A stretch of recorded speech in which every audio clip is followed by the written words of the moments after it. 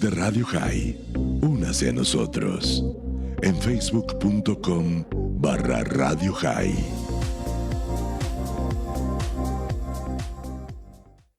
La confraternidad judeo-musulmana presenta Shalom Salam, diálogo judeo-musulmán, un programa de Radio High para conocer las similitudes y diferencias entre ambas civilizaciones religiosas. Bienvenidos. Aquí comienza Shalom Salam.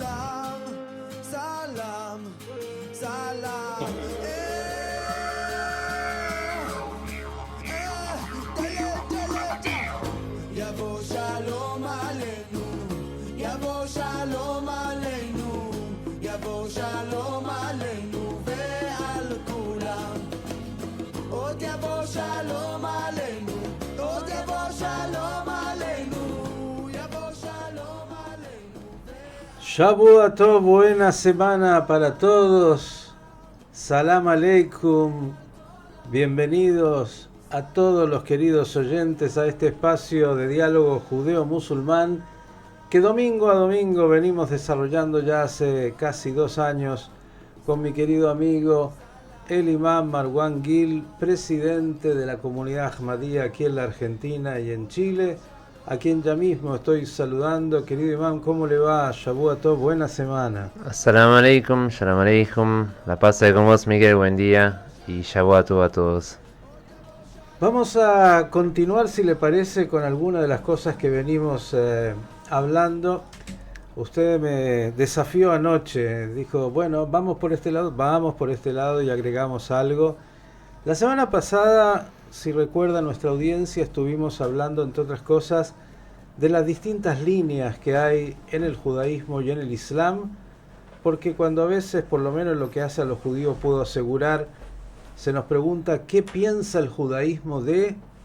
Entonces la respuesta más honesta siempre es decir, depende qué línea dentro del judaísmo, y casi le diría a esta altura, cada judío tiene una respuesta distinta para muchos temas, porque en realidad la libertad del pensamiento judío tradicional es esto, es buscar sobre los textos respuestas sin que invalide una a la otra, y en algún momento tiene preeminencia alguna sobre la otra, y depende mucho de las escuelas, de los maestros e incluso de la sensibilidad de cada uno cuando uno piensa en respuestas. Por eso a veces es difícil para aquel que no está dentro del pensamiento judío entender cómo puede ser que sobre un mismo tema haya tanta discusión y tantas respuestas diversas, pero así es justamente el judaísmo, permite la más absoluta diversidad. Solamente en el judaísmo Dios es uno e único, y todo el resto hay que interpretarlo, hay que de alguna manera buscar cuáles son esos mensajes ocultos que están siempre en el texto de la Torá. Afojna beafojna de kulabá, dicen nuestros maestros, da la vuelta y da la vuelta, que todo está en ella. Por eso siempre volvemos al texto, volvemos a leer el mismo texto del Pentateuco, buscando en él encontrar las respuestas que ya tenemos y agregar nuevas respuestas. Absolutamente parte de nuestra visión de lo que es esa búsqueda. Dicho esto, quisiera que comencemos tal vez, imam, si usted está de acuerdo, a pensar sobre algunos valores que son eje central de alguna manera de nuestros pensamientos religiosos. Y para hacerlo como corresponde, comienzo con usted preguntándole ¿cuáles son en el Islam, de acuerdo a su entender, esos principios que son los que rigen a un buen musulmán? Sí, creo que en primer lugar sería ya la propia definición de un musulmán. Es que el profeta Mohammed, la paz sea con él, dijo que es alguien de cuya mano y lengua otros están en protección, en seguridad. Y dijo no solamente con tu mano, sino que también con tu lengua. Entonces creo que el valor principal que podemos deducir o concluir de ese dicho y de otros tantos también valores del Islam es el amor al prójimo. pensar en el otro y expresar el amor a Dios a través también de servir y cuidar al otro.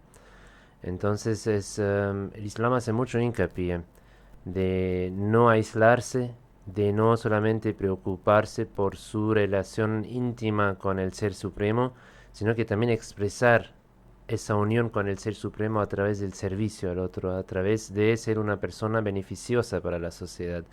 Por eso podemos decir que en el Islam, si tenés por un lado la espiritualidad, que es tu relación con el ser divino, tan importante también es la moralidad, la ética. Por eso tenemos también varios versículos del Corán donde dice, adoren a su creador, a único Dios, a Alá, y después directamente te hace una lista de otros mandamientos, por ejemplo, que sean buenas personas o que tengan buen trato hacia sus padres, hacia los huérfanos, a los pobres, ¿sí? A tus vecinos, ¿sí? Entonces ahí también tenemos otras pautas que en el Islam es realmente muy importante que la persona sea un garante de la paz, de la armonía, de una convivencia pacífica y la tolerancia también, porque a su vez el Islam también aclara que la fe es un camino personal y nadie tiene el derecho de imponer su camino o sus convicciones al otro, porque incluso en el Islam o en el mundo musulmán ocurre también lo mismo. Incluso en el Islam el profeta Mohammed, la paz sea con él, dijo que hay 7 maneras de leer el Corán, es decir, que hay 7 maneras de incluso interpretar el Corán. Hay tanta belleza, tanta profundidad en el Corán que nunca vas a llegar a solamente hacer única interpretación de un concepto del Islam. Y entonces también por eso es importante siempre tener esa apertura de respetar también al otro, aunque vos no estés de acuerdo. Y creo que eso es el eje de ser musulmán. Por supuesto, para mí sí, para ser una buena persona, un garante de paz, de armonía, de cuidar los derechos del otro, la base o la energía que te permite realmente transmitir la paz es tu relación personal con Dios. Sí, es creo que tan simple que un auto no puede andar, no puede funcionar sin tener combustible. Ujú. O un celu, por ejemplo, sin batería no anda. Asimismo, creo que el ser humano sin Dios no puede, ni siquiera podemos llamarlo ser humano, ¿sí? Sino que sería un ser animal. Porque no tiene la conciencia, no tiene la dirección, la orientación y cómo definir los valores.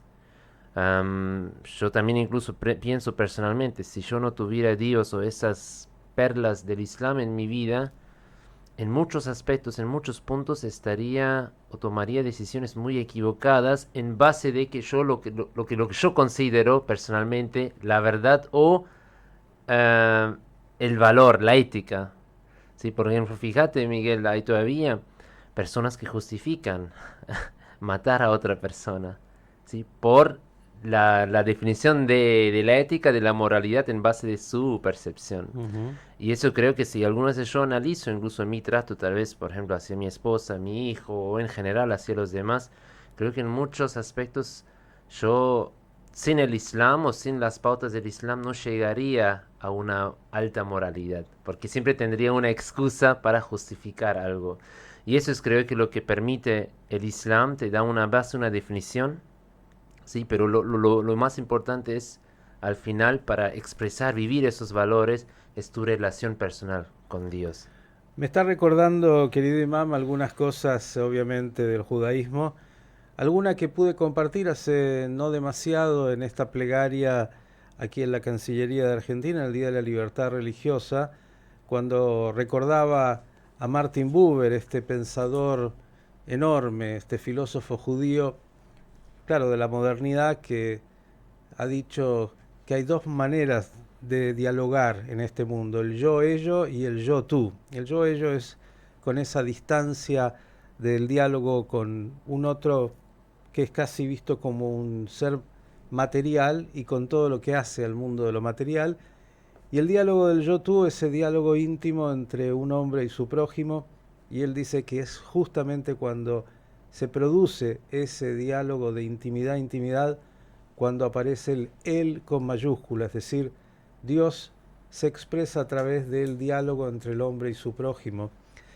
Y usted sabe que en el judaísmo, como le decía antes, bueno, todos han intentado de alguna manera pensar en esos principios fundantes. Y claro, Maimónides habla de los 13 principios de la fe, pero Maimónides está en el siglo XII y antes ya muchos otros intentaron, y también después de Maimónides. Y cada uno fue discutido por otros, no es que alguien tiene preeminencia sobre el otro. Y quiero tal vez de alguna manera sintetizar, porque Habacuc trajo 7 principios, Maimónides trajo 13. Hillel, el sabio de la época de los talmudistas primeros, en esas discusiones con la época, dijo que el principio de todo el judaísmo es Be'avta lereja kamoja, amarás a tu prójimo como a ti mismo. Cuando alguien le preguntó y le dijo que le explicara todo el judaísmo sobre un pie, le dijo esto: amarás al prójimo como a ti mismo, el resto ve y estúdialo. Es decir, poder entender que el respeto que usted decía, el amor al prójimo, que no es amarse a uno mismo, porque eso es egolatría.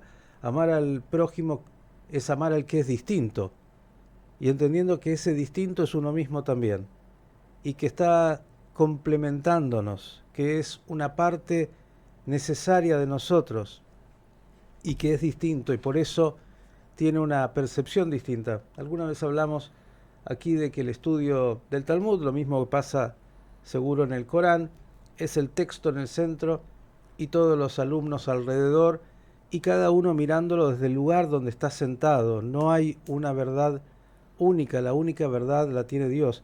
Es más, en el Talmud dice Jotamosh el Akadosh Baruj Hu Emet, la firma de Dios es la verdad. Y la palabra verdad, Emet, está compuesta por 3 letras. La primera del calendario, que es la Aleph, la Mem, que es la del medio exactamente, y la Taf, que es la última. Es decir, la verdad solamente la tiene Dios. Nosotros, los seres humanos, somos buscadores de verdad. Y es tan necesario entender que en esa búsqueda de verdad, y usted hablaba de cómo nos comportamos, en realidad en el judaísmo, que es una praxis de cómo hacer las cosas bien, por eso la Torá es ley y es un camino, están los preceptos, como usted mencionaba, que se llaman Ben Adam la Makom, entre el hombre y Dios, y Ben Adam la Javeró, entre el hombre y su prójimo. Y ambos tienen el mismo peso. Incluso en los 10 mandamientos uno puede encontrar ese equilibrio entre aquellos mandamientos que vinculan al hombre con Dios y aquellos que vinculan al hombre con su prójimo. De alguna manera se nos está enseñando de que si uno genuinamente ama a Dios, indefectiblemente debe amar a su prójimo. Y si es que ama verdaderamente a su prójimo, seguramente se va a encontrar con Dios. El camino que nos enseña la Torá, a partir de las reglas que se nos dan, estas 613 mitzvot, los preceptos, es justamente el saber conducirnos en la vida, con Dios y con el prójimo. Después, si le parece un poco de música, vamos a ahondar sobre estos conceptos y algunos otros. Usted me propuso que hoy quería que hablemos un poco de la era mesiánica, Biat HaMashiach, el tiempo del Mesías. Un tema que siempre está presente en todas las religiones, y tal vez después de la música podemos comenzar a pensar cómo aparece en el judaísmo, cómo aparece en el Islam, e incluso algunos aspectos más fenomenológicos de lo que para todas las religiones es esa época, la época del Mesías. Música y seguimos.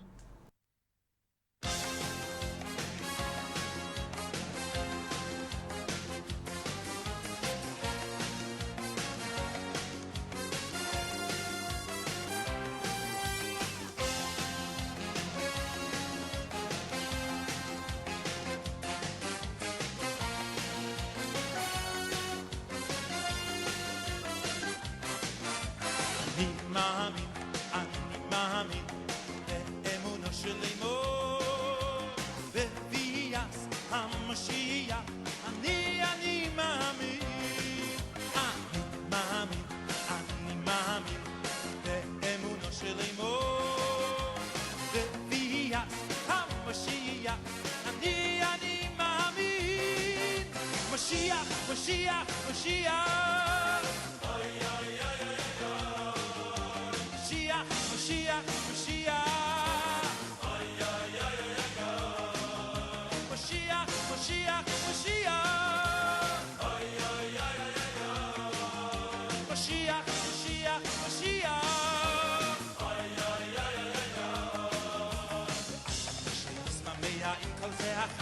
יחכה לו בכל יום שיבוא שישמח ויעם כל זה יחכה לו בכל יום שיבוא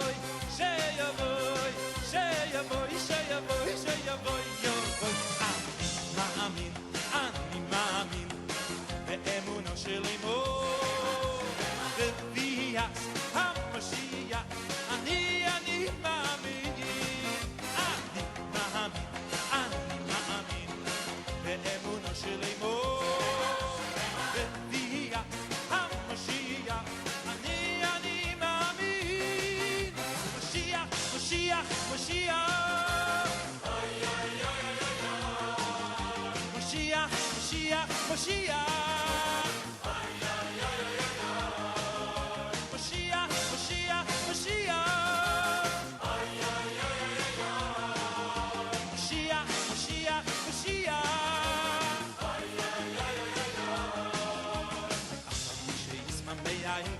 יחכה לו בכל יום שיבוא שישמח ויעם כל זה יחכה לו בכל יום שיבוא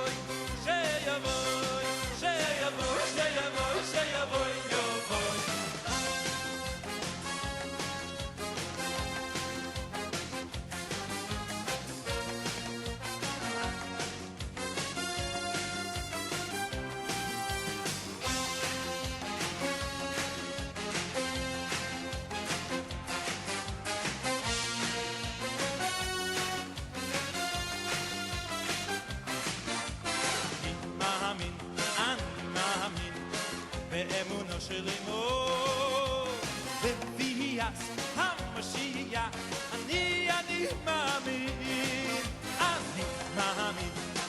מאמין באמונו של אמו בביאת המשיח אני מאמין משיח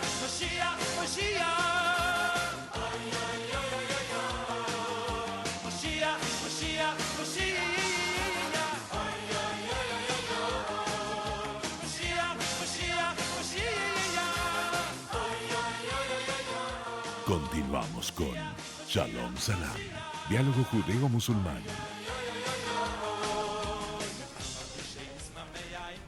Bien, y continuamos aquí con el imam Marwan Gil en este encuentro semanal de este diálogo judeo-musulmán. Le damos un saludo y bienvenida a Betsy, que está aquí colaborando con nosotros en las redes sociales y mucho más. Gracias, porque es tan importante esta tarea hoy. Y acá el Cholo, que está en la operación técnica y puesta en el aire. Querido imam, usted me preguntaba anoche si hablábamos sobre la era mesiánica. Le dije con mucho gusto. Y quiero, casi como introducción, dar algunas ideas que usted puede compartir o no, porque de eso se trata, obviamente. Usted sabe que, hay algo que tiene que ver con la lógica humana y con la lógica en general. Si existe un Bereshit, si existe un inicio, un génesis, esto implica para nosotros siempre que tiene que haber un fin. Todo se inicia y en algún momento termina. ¿Sí? En las categorías que nosotros conocemos, solo Dios es antes, durante y después. Así también enseñan esos principios de la fe Maimónides, quien también habla justamente de lo que hemos recién compartido como música. Ani ma'amin bemunash lema, yo creo con fe completa en la venida del Mesías, y aunque se demore, afalpi ani ma'amin, a pesar de esto, creo, sigo creyendo en la venida del Mashiach. El Mesías, en términos justamente de esta lógica que yo planteaba, es lo que en la tradición judía se llama Aharit Hayamim, los últimos días. Ahora, como le digo, si usted me pregunta qué piensa el judaísmo, ahí ya le diré, depende de quién es.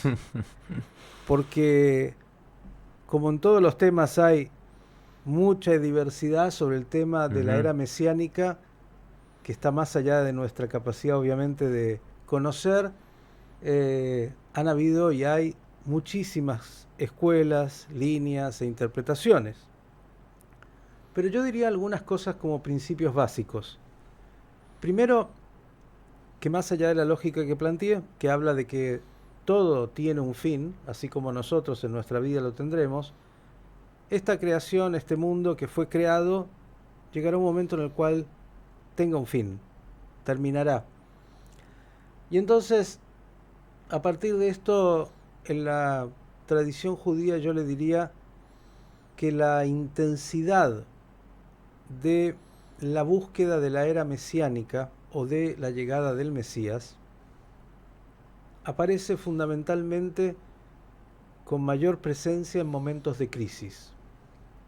Cuando el pueblo de Israel estaba en momentos de mayor crisis a partir de los hechos de la historia, aparecía con mayor vehemencia la búsqueda o la presencia de alguna manera de aquellos que veían inminente la llegada del Mesías. Y ahí viene también otra pregunta: ¿qué es o quién es el Mesías? Bueno, a ver, voy a comenzar por una pregunta que muchas veces nos hacen cristianos. Bueno, ¿por qué Jesús, a quienes los cristianos reconocieron como ese Mesías esperado, para el judaísmo no es el Mesías? Bueno, hay mucho para decir, pero lo voy a decir de manera simple y fácil. Uno, en términos de algunos textos, o de los textos de los profetas, el Mesías tiene que venir de la casa de David. Bueno, Jesús no venía de la casa de David. Segundo, el Mesías traerá a la humanidad, de acuerdo a los textos de los profetas, una era distinta, una era de paz, donde la espada, por ejemplo, se transformará para arado y no se ejercitará más para la guerra. Todos conocen el texto, ¿sí? Donde pastará justamente el lobo con el cordero, y habrá armonía y habrá paz. Bueno, no es que con la presencia y la aparición de Jesús esto haya ocurrido, ni mucho menos. El mundo siguió exactamente igual en todo, también con las guerras. Además, hay que recordar, y ahora entramos en lo histórico, que en la época histórica justamente de Jesús, en lo que se llama en la tradición judía el segundo templo, en ese momento habían muchos grupos diversos, los esenios, los fariseos, los celotes, cada uno que eran escuelas que ya en esa época discutían sobre diversos temas de la observancia, de la espiritualidad y de ese ambiente mesiánico que se daba, entre otras cosas, por esa enorme crisis que significó la destrucción del primer templo de Jerusalén, el gran santuario, y lo que significaba la presencia divina estaba alojada, de acuerdo a los textos, en el santuario, y luego lo que fue la destrucción del segundo templo con, bueno, el exilio absoluto del pueblo judío, alguien diría casi la eliminación del pueblo de Israel de su tierra. Y de ahí gran parte de los textos, además, dependen cómo se interpretan. Hay quienes dicen que lo que plantea Isaías en sus textos, por ejemplo, de lo que es Atzamota Yeveshot, es decir, los huesos secos que van a de alguna manera tomar carne, y Biata Mashiach, y lo que tiene que ver con la resurrección de los muertos, en realidad es un texto alegórico que está planteando que es que cuando vuelva el pueblo de Israel a su tierra, bueno, habrá un resurgimiento y habrá como una nuevo despertar, por decirlo así, todo tomará esos huesos secos otra vez vitalidad.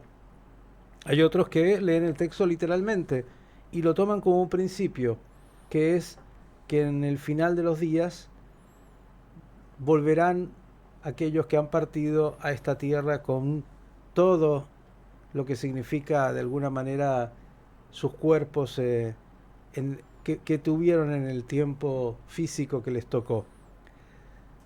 Después, estoy dando puntas distintas, querido imán. Están los que piensan que el Mesías está encarnado en un hombre. Y entonces algunos pensaron que era Jesús. Otros pensaron casi en épocas muy cercanas que fue Bar Kokhba, en la época de la guerra con los romanos. Lo veían como como el Mesías. Y en otro momento apareció Shabbatai Tzvi, mucho más adelante, que muchos lo siguieron y que incluso defraudados después de su muerte, muchos abandonaron el judaísmo e incluso muchos se convirtieron al Islam en ese momento histórico. Y más cercanamente han habido muchos otros a los cuales se le atribuyó ser el Mesías esperado. El más cercano, que todavía tiene un peso muy importante en la corriente hasídica, por ejemplo, de Chabad Lubavitch, es el Rebbe. El Rebbe, que era un enorme maestro, muchos le atribuyeron que él era finalmente el Mesías esperado y produjo incluso una gran crisis su muerte, porque en el momento de su muerte hubo quienes continuaron creyendo que él era el Mesías hasta el día de hoy y otros dentro del mismo grupo, por decirlo así, de hasídicos, no lo piensan igual. Y en cada etapa que vino esta visión de la presencia y la búsqueda de traer al Mashiach, incluso muchos, aunque está prohibido de acuerdo al Talmud, haciendo cálculos y hablando de distintas especulaciones al respecto, están otra vez los más racionales, los que hacen Kabbalah, digamos, todo tipo de movimientos, bueno, hablando siempre de la era mesiánica. Y para cerrar y darle yo a usted, obviamente, para que usted cuente un poco más cómo funciona esto dentro del Islam, esto es muy personal, pero voy al texto, porque en realidad el Humash, la Torá, el Pentateuco no habla de Biat HaMashiach, no habla del Mesías. Esto aparece, puede ser que alguien diga que hay insinuaciones, pero no de manera directa. Esto aparece con los profetas de Israel. Los profetas de Israel que obviamente viven en momentos de crisis, como siempre, viendo todo lo que no está bien, viendo la crisis histórica de la época del pueblo de Israel y trayendo pensamientos justamente a veces críticos hacia el pueblo, hacia los reyes y hacia los sacerdotes, y planteando justamente épocas utópicas de lo que será entonces, de acuerdo a su pensamiento, la época, por decirlo así, mesiánica. Y a mí me gusta mucho, en este sentido, tomar siempre el texto. Y alguien me enseñó hace muchos años que para entender un texto cualquiera, más aún el Tanaj, la Biblia hebrea, uno en general lee o el prólogo o lee el epílogo. Ven que es habitual esto, uno va a la tapa del libro, va a leer la introducción o lee el epílogo y dice, con esto ya tengo el libro. Y muy pocos van al texto y en el epílogo, el último de los profetas, es un profeta muy pequeñito en términos del texto, en cantidad de texto, se llama Malaquías. Y entonces cuando uno va a leer este profeta y va a los últimos versículos del texto de toda la Biblia, los 24 libros enormes con todo lo que traen, uno dice, a ver, ¿cómo cierra el libro? ¿Qué es lo que me dice al final? A ver si de eso saco alguna conclusión del final, después de todo lo que nos ha contado. Y dice así, se lo voy a leer textual, voy a tratar de hacer una buena traducción. Hine anochi sholeach lachem et Eliyahu hanavi lifnei bo yom Hashem agadol ve'anorah beshiv levavot al banim belev banim el avotam pen avo beichetu et haaretz jerem. ¿Qué dice? Dice, he aquí que yo les envío al profeta Elías. Elías es el único profeta de todo el texto que tiene una experiencia muy extraña, es chupado de alguna manera de la tierra, por eso cada vez evocamos cuando hacemos, por ejemplo, la separación del Shabbat, de los días de la semana, las ceremonias de Abdalá, siempre evocamos en Pesaj, dejamos una copa especial y un lugar especial para el profeta Elías. ¿Por qué? Porque el profeta Elías es quien va a traer, justamente, él va a ser el que nos va a contar que viene esta época mesiánica. Pero ¿qué dice el texto? Dice, les envío al profeta Elías, Lifnei Boyom Adonai Agadol Ve'anorah, antes del día grande y terrible. Y dice, Veshiv levavot albanim, y hará retornar el corazón de los padres a los hijos, Belev banim el avotam, y el corazón de los hijos a los padres. Penavo beijetu et haaretz jerem, antes de que venga sobre la tierra la destrucción. De alguna manera, ¿qué quiere decir este texto? Por eso lo traigo y así cierra todo el Tanaj, toda la Biblia hebrea. Dice, he aquí que envío al profeta Elías, y haré retornar el corazón de los padres a los hijos y los hijos a los padres. Lo más difícil de la historia humana, que un padre pueda genuinamente escuchar a los hijos y los hijos puedan escuchar a los padres. El diálogo intergeneracional, tan complejo. Y si no, dice, si esto no se da, si esto no se logra, vendrá destrucción sobre la tierra. Hay dos caminos que plantea la era mesiánica. Siempre está el camino o de la paz, y es esa era mesiánica que habla de la paz, o está el otro camino, que es el camino de la guerra. En otro lugar del texto habla de Gog Magog, es decir, o a través de la guerra o a través de la paz. Estos son los caminos. Por eso el texto también abre posibilidades. Y es el hombre el que tiene que actuar para acercar esa era, pero no de manera que estemos permanentemente casi obstinados en ella, sino hacer lo que nos corresponde. Y las posibilidades siempre están, como siempre hemos hablado, todo es dual. Ahora, después de contarle un poquito algo, como le digo, y encontrará miles de interpretaciones diversas, ¿cómo ve dentro del Islam esta era, lo que se llama la era mesiánica? Muy bien, Miguel. Sí, ante todo, muchísimas gracias por toda la aclaración, porque vi también en ese sentido muchas similitudes entre el Islam y el judaísmo. En primer lugar, también hay que destacar que en el Islam también tenemos diversas ramas con una interpretación totalmente distinta. Ahora, en el caso del Islam es fundamental, yo diría incluso el núcleo. Ahora, por eso lo había sugerido en continuación a nuestra conversación de la semana pasada. Porque el mundo musulmán hoy en día está dividido en más de 70 ramas, 70 corrientes. Y hay, por supuesto, diferencias mayores, pero también diferencias muy menores. Pero la conclusión es que todas las agrupaciones piensan que el Mesías resolverá todos estos conflictos o todas esas disputas de teología, de jurisprudencia, lo que sea. Por eso incluso en los dichos del profeta Mohammed, la paz sea con él, se menciona al Mesías como Hakam va Adel. Hakam significa juez y Adel que va a juzgar con justicia, ¿sí? En primer lugar, entre los propios musulmanes, ¿sí?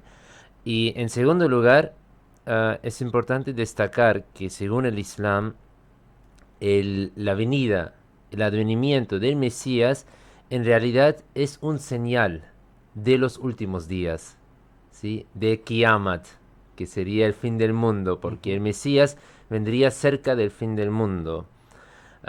Y según un dicho del profeta Mohammed, la paz sea con él, el ciclo de nuestra humanidad tiene en total 7000 años. Eso no significa que nosotros somos la única raza humana o la única civilización, sino que nuestro periodo tiene 7000 años.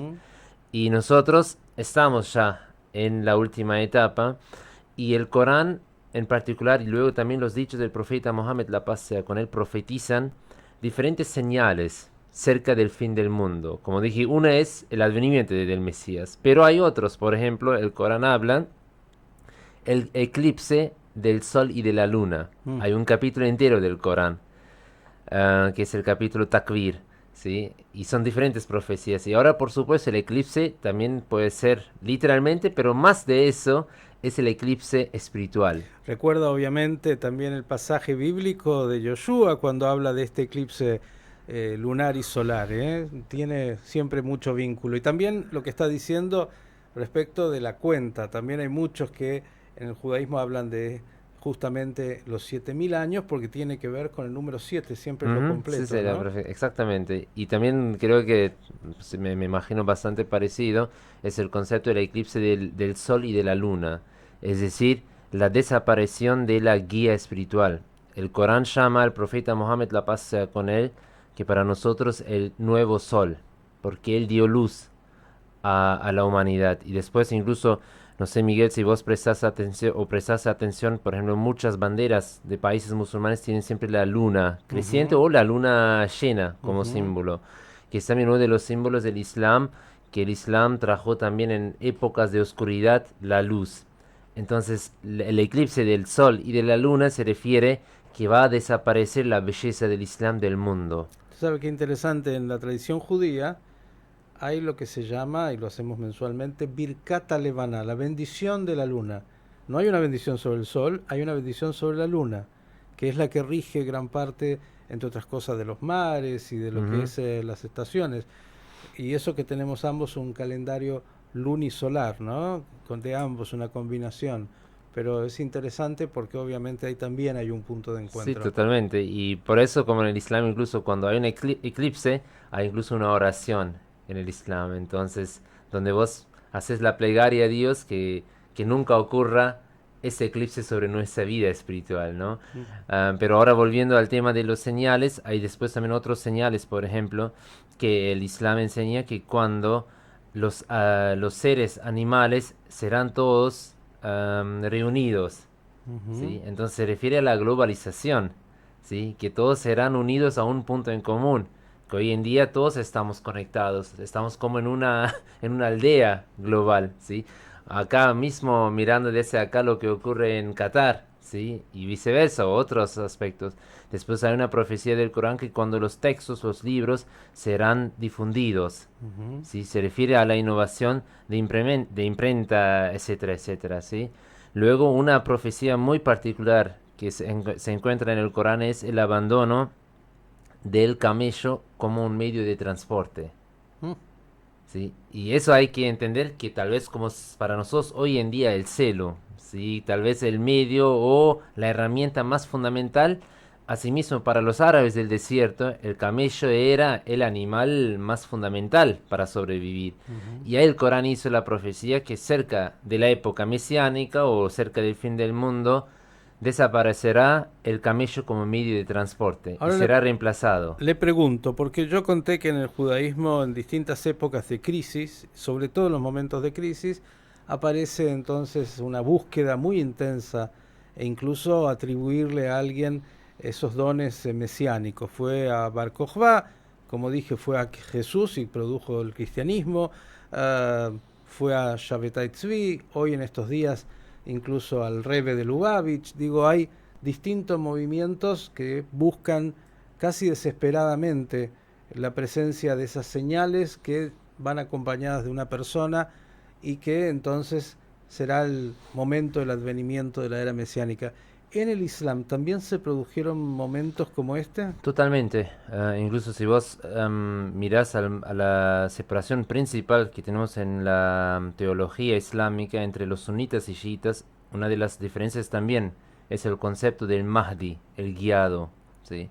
Entonces, el reformador, el Mesías o la persona que va a acompañar al Mesías. Y para el mundo chiita, ese Mahdi, ese guiado, ese líder de los musulmanes en los últimos días, era el duodécimo imam, el duodécimo descendiente de Ali, que Alá Ujú. sea complacido con él, pero él, según la creencia chiita, desapareció. Como vos mencionaste, muy parecido al profeta Elías, la misma función tiene para el mundo chiita este imam en particular, que desapareció, pero está en ese mundo en algún lugar oculto. Y Y está vendrá. esperando, sí, y él vendría para cumplir luego la profecía sobre la época mesiánica. Según la doctrina chiita, Ujú. es también que nosotros primero tenemos que preparar su camino para que él pueda venir. Por eso él todavía está en un estado de estar o en un estado de oculto, ¿no? Entonces está acá en algún momento. Entonces ahí ya tenés una referencia. Por otro lado, tenés la religión, los Bahá'ís, Ujú. ¿sí? Y tiene también un concepto muy parecido, que era antes de una crisis, porque en realidad el Bahá'í o su maestro era el Bab. Bab significa la puerta en árabe, o ujú. incluso en persa. Y él al principio afirmó simplemente ser la puerta entre el Mesías y la humanidad. Que él convocaría al Mesías para luego venir y resolver los temas. Entonces en el mundo musulmán incluso se habla, o hay diferentes personas en diferentes momentos ante una crisis afirmaron o gente buscó un Mesías. Y por supuesto, el ejemplo más actual sería en el caso de la comunidad musulmana Ahmadiyya, que yo represento, que nosotros somos la única comunidad musulmana en el mundo que creemos que el Mesías ya vino, ya llegó, ¿sí? Y que es el fundador de la comunidad Ahmadiyya, que es su santidad Mirza Ghulam Ahmad. Y ahora, pero creo que vos estás ya mirando por No, quiero... recreo. No, acá el Cholo me pide el recreo musical. Yo tengo dos preguntas para justamente los minutos que nos quedan. Uno, entonces, si en la comunidad Ahmadiyya ya dicen que el Mashiach, el Mesías, vino, ¿por qué todavía no se manifiesta? Y la segunda, porque yo planteé por qué el judaísmo no cree en Jesús como el Mesías. Ajá. En el Islam Jesús está incorporado en el texto del Corán. Me gustaría que nos cuente qué es lo que piensa el Islam respecto de la figura de Jesús. Todo eso en los minutitos que nos van a quedar en este diálogo judeo-musulmán de hoy, después de una breve pausa musical.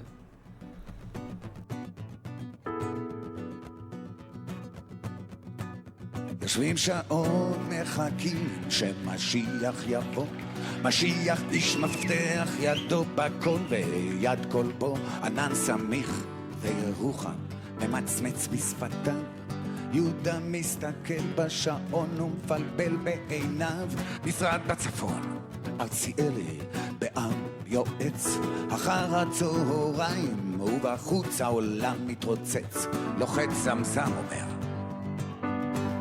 תביא לנו קפה,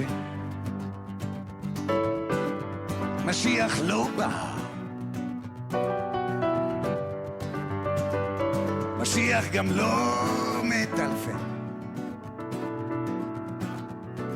שתיקה כללית, 5 אנשים מתוחים, הדלת נפתחת וירדנה כולה חיוכים, השחור ליהודה, התה לארציאלי הבן, ירדנה יוצא, עזרא לא מפסיק לאשר, הנה כי כן מתחלפת שעה בשעה, זקן ארציאלי יודע שהוא לא טעה, נוטף זיעה הוא מראים בקולו על הבן, משיח לא בא, משיח גם לא מטלפן, פעמון הכניסה מנסה את אפשת המסגן, מקפיץ את ירוחם לדלת, חותך בעשן, ארציאלי הבן תסתכל על אביו מהצד, ובפתח נתגלה שוטר עם הכובע ביד, יהודה אומר משהו בטח קרה, אומר לו ירוחם סתם לא שולחים משטרה, אומר השוטר הייתה תאונה ולכן משיח לא בא, משיח גם לא מטלפן, תאונה למי שואל ארציאלי הבן, תאונה למדינה עונה השוטר המסכן, הבורסה נפלה, אנשים קופצים מהגג, גם משיח קפץ והודיעו שהוא נהרג, הכל אבוד בוכה, עזרא דהן הקבלן, משיח בשמיים ואנחנו בלי הכסף כאן, וירדנה היפה ממלמלת זה לא ייתכן, משיח לא יבוא, משיח גם לא יטלפן, דצמבר אמר זעקו Continuamos con Shalom Salam. Diálogo judeo-musulmán. Y aquí justamente el Cholo decidió compartir este tema de Shalom Hanoch, un artista israelí, moderno, no observante, secular de alguna manera, que dice, sí, el Mashiach Sheavó, digamos, esperando al Mesías, ¿no? Y de alguna forma todos los seres humanos que tenemos esta realidad incorporada desde siempre, que si algo tiene un inicio, también tendrá un fin, y que entonces estamos a la espera de cómo será ese fin. Y ese fin, justo aquí tenemos un amigo que recién traía un texto tan importante del Tratado de Berajot en el Talmud, donde se nos dice que en esas discusiones el Mesías va a venir o por la unión o va a venir por la desunión, y ahí está siempre el desafío humano. Lo leíamos de Malachi cuando dice, sí, hará retornar el corazón de los padres a los hijos y los hijos a los padres, o va a venir porque hay armonía y hay justamente esa tarea en conjunto de construir un mundo mesiánico, como se lo denomina, o vendrá a través de la destrucción. Y siempre estamos de alguna manera pensando y en esa lucha, ¿no?, de qué es lo que va a primar, si será la destrucción, hoy algunos dicen será la destrucción atómica, o finalmente los hombres podremos hablar y dialogar y encontrar caminos para construir lo sublime. Siempre está, al final, la realidad humana siempre está entre estos dos polos, no hay nada que hacer. Y cuando aparece la crisis, podemos pensar recién en el COVID, ¿no? Ahí creíamos que íbamos a tomar conciencia, íbamos a hacer las cosas mucho mejor. Y entendimos el valor del prójimo cuando no teníamos posibilidad de encontrarlo, o cuando teníamos temor por nuestra vida y la vida del prójimo, y de la humanidad y el planeta. Parece que siempre está presente esto, pero por otro lado aparece la otra pulsión destructiva, la guerra, el desencuentro, y está siempre ahí dando vuelta en nuestra realidad humana. Le había dejado el desafío de la comunidad Ahmadía y su jalifa, el primero, que es para la comunidad la encarnación de ese Mesías de esa época, ¿es así? Sí, para nosotros como que creo que nosotros como en el Islam tenemos el concepto de dos Mesías. Para nosotros el primer Mesías era que el Corán reconoce al profeta Jesús la paz como el Mesías, ¿sí? Después voy a volver a tu pregunta, ¿por qué lo reconocemos como el Mesías? Después, para nosotros el Mesías, para los musulmanes, que vendría cerca del fin del mundo o los últimos días, en realidad sería el segundo advenimiento del Mesías. Por eso incluso hay sectores musulmanes que creen que sería el mismo Jesús, que vino la primera vez como Mesías del ciclo judío, y cerca de los últimos días vendría como el Mesías para el ciclo musulmán. Pero por supuesto, principalmente el debate que existe hoy en día en el mundo musulmán, en primer lugar, es si será una persona o un movimiento, ¿sí? El Mesías. Y en segundo lugar es el debate, que la conversación que también tuvimos durante la pausa, que si viene el Mesías en ese sentido impulsado por nuestro trabajo acá, o si él viene en momento de destrucción. Y nosotros desde la comunidad Ahmadía creemos que siempre, cada vez que haya desorden, justo después de eso es la necesidad de un profeta, o la necesidad, el propósito de recibir un profeta, un Mesías, es resolver los problemas, que él nos conduzca de la oscuridad hacia la luz. Por eso el Corán habla que cada vez que haya desorden, destrucción en la tierra y en el mar, hay ese momento que Dios envía su luz, su profeta. Y nosotros consideramos que era el momento, o si miramos hacia el mundo musulmán en particular, es un momento donde vemos por todos lados oscuridad moral y espiritual. Es el momento que aparezca o que recibamos el Mesías, o que Dios envía el Mesías para nosotros, para guiarnos. Ahora, por supuesto, es la diferencia entre la tarea del Mesías, ¿sí? En primer lugar, si es persona o un movimiento, ¿sí? Y en segundo lugar, si es un Mesías terrenal o es un Mesías más en ese sentido celestial, más un Mesías espiritual, porque luego también, por ejemplo, el Mesías de la comunidad musulmana Ahmadía, muchas de otras ramas musulmanas lo rechazan, incluso es la raíz de nuestra disenso o también del conflicto o disputa teológica. De por qué los persiguen. Sí, porque ellos nos persiguen por haber aceptado un Mesías supuestamente falso, porque ellos dicen que un criterio, por ejemplo, para el Mesías o una tarea de él era devolver a los musulmanes la riqueza, el poder, ¿sí? El trono. Y el Mesías de la comunidad Ahmadía, el fundador de la comunidad Ahmadía, no vino con ningún poder político, con ningún, en ese sentido, poder geopolítico, ni tesoros, ¿sí? Sino que él mismo dijo, porque el profeta Mohammed, la paz sea una profecía, era que él difundirá la riqueza entre los musulmanes. Preguntas. Sí. El Jalifa que sigue la comunidad Ahmadía como el Mesías, ¿se proclamó a sí mismo Mesías? El fundador de la comunidad Ahmadía, él proclamó ser el Mesías. Y después es el Jalifa, es el sucesor, que significa que él continúa el trabajo del Mesías. Pero él no es más el Mesías, sino que eso para nosotros, solamente el fundador de la comunidad Ahmadía, su santidad Mirza Ghulam Ahmad, él proclamó ser el Mesías. Y en ese sentido dijo que venía a hacer un trabajo de acercar a la humanidad a la era mesiánica. ¿Cómo se planteó? Claro, él planteó su trabajo era acercar al ser humano a Dios y el ser humano a su semejante, a la creación de Dios. Entonces dijo... Dio tiempos para... Porque, a ver, cuando hablamos de la era mesiánica, o hablamos de una época de armonía y paz, o hablamos del final de la historia y del mundo, como lo conocemos.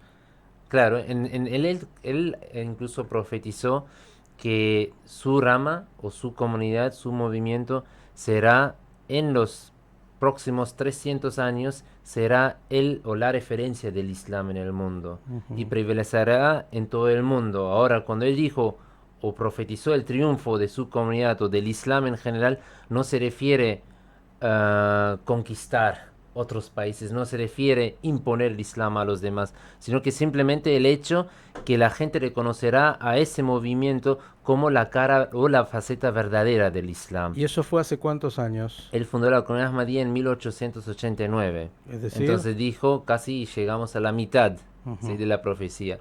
Y ahora, por supuesto, la mayoría o hoy en día muchos musulmanes lo rechazan. Por ejemplo, también la similitud es lo que vos planteaste, ¿sí? Porque ellos dijeron, porque una profecía era que él difundirá riqueza, y para los demás musulmanes es riqueza material. Nosotros hacemos la lectura, la interpretación, la riqueza espiritual. Después hay una profecía en los dichos del profeta que él terminará las guerras. Y ahora vemos todo lo contrario. Para nosotros él terminará la guerra, o terminará también la imposición de jizya, que habíamos tocado en otro momento, significa las guerras religiosas, que él pondría un fin a las guerras religiosas, porque la jizya se cobraba a los no musulmanes derrotados o que vivían bajo un régimen o un gobierno musulmán, ¿sí? Y la jizya era como un impuesto. Claro, un impuesto para reemplazar lo que pagan los musulmanes, que es zakat. Pero si terminan ahora las guerras religiosas, entonces tampoco no habrá o no existirá jizya. Entonces, nos quedan 3 minutos y yo no quiero que usted vada. Algo dijo, esto de Jesús como el advenimiento del Mesías en el Islam, y que algunos creen que será entonces Jesús también el que tiene que volver. En eso tienen coincidencia con el cristianismo, que también habla de la segunda venida. ¿Por qué Jesús para el Islam entonces fue el Mesías? Para nosotros el Mesías, lo que nosotros reconocemos a Jesús, la paz sea, como Mesías para el pueblo judío, más que nada por el hecho que el Corán lo reconoce como el Mesías y dice que él cumplió su tarea para reformar, porque nosotros según el Islam no creemos en Jesús, la paz sea, como hijo de Dios ni como parte de la Trinidad, sino como ser humano que cumplió su misión a través de cumplir los mandatos de la Torah. Él no vino para reemplazar o cambiar o modificar las leyes del profeta Moisés, la paz sea con él, sino que se habla que él vino como un sucesor del profeta Moisés, la paz sea con él. Es decir, para cumplir su misión y reformar o revivir los conceptos de la Torah.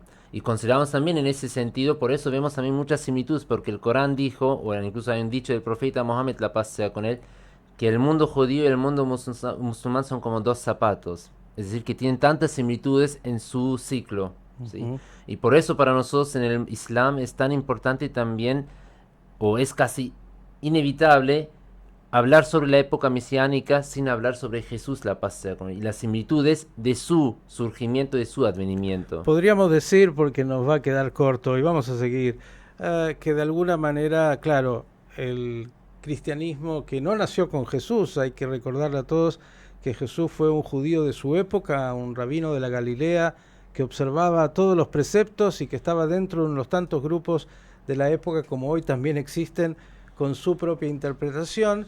Bueno, recién Pablo de Tarso, ¿no? 70 años después, empieza con los evangelios a crear lo que 300 y algo de años después, con Constantino, sería el cristianismo, y que fue todo un movimiento que en realidad tomó la ética judía y le sacó la observancia de las leyes. También podríamos decir que el Islam de alguna manera vino nuevamente a hacer una nueva reforma, un intento de, bueno, repensar lo que hasta ese momento había, tomando lo que había en la historia, ¿no? En la evolución de alguna manera de los movimientos históricos. Como no vamos a alcanzar, le decía, hoy a abordar más, lo único que tal vez podemos decir es, para cerrar y dejar abierto, y todo lo que usted, como siempre le decimos, quiera saber más, vaya a los textos. Hoy está todo, es cosa de tener interés. Tenga un buen maestro o diversos maestros y trate de escuchar con atención y estudiar con profundidad. En realidad, como decíamos cuando arrancábamos, hay principios de la fe, que tienen que ver con el hombre y su accionar, el hombre y su vínculo con Dios, el hombre y su vínculo con el prójimo, y comprender que si hay un inicio, tiene que haber un final, y sobre ese final incierto y desconocido todos estamos siempre pendientes, de alguna manera queriendo saber cómo será, pero como en el camino nadie sabe, lo que hay que hacer es, en lo posible, trabajar para crear esa era de armonía que hablan los profetas, donde se transformará la espada en arado y no nos ejercitaremos más para la guerra, o, desgraciadamente, como dice Malachi, será a través de la destrucción. La era mesiánica es siempre una utopía de aquello que tenemos que construir. El hombre en esta tierra ha sido invitado a ser socio del Creador en lo que se llama el Tikkun Olam, el mejoramiento del mundo, completar el mundo. El mundo, Dios no lo creó perfecto justamente para darnos la posibilidad a los seres humanos de perfeccionarlo. Todos estos son temas que están presentes en todas las religiones. Y en este caso, hoy hemos compartido algunos aspectos de lo que distintas líneas, tanto dentro del judaísmo como del islam, piensan respecto de lo que se denomina Harit Hayamim, los últimos días, la era del Mesías. Como algún maestro enseñó cuando encontró a un hombre que era un mendigo en ahí en las escalinatas, en la salida de Jerusalén, y uno le preguntó quién era, y él le dijo: soy el Mesías. Y entonces el hombre sorprendido le preguntó: ¿y qué haces aquí? Y dice: estoy esperándote. El Mesías está esperándonos a todos que hagamos nuestra parte en este mundo. Que tengamos una buena semana, mi querido imam, y que sigamos estudiando y tratando de alguna manera compartir las similitudes, que son tantas, y también las diferencias en las visiones que tenemos y que nos enriquecen a todos. Gracias, Shavua Tov, buena semana. La confraternidad judeo-musulmana presentó Shalom Salam, diálogo judeo-musulmán, un programa de Radio High para conocer las similitudes y diferencias entre ambas civilizaciones religiosas. Los esperamos la semana que viene en Shalom Salam por Radio High. Salam, salam.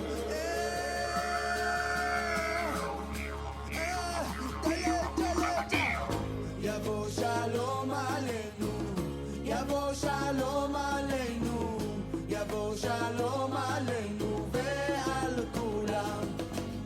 Od yavo shalom aleinu, od yavo shalom aleinu, yavo shalom aleinu ve'al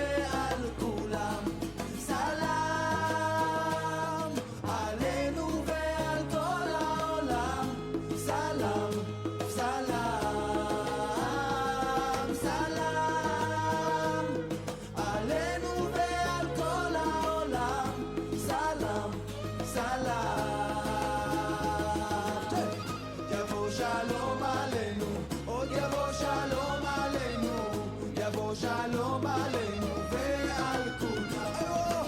עוד יבוא שלום עלינו, עוד יבוא שלום.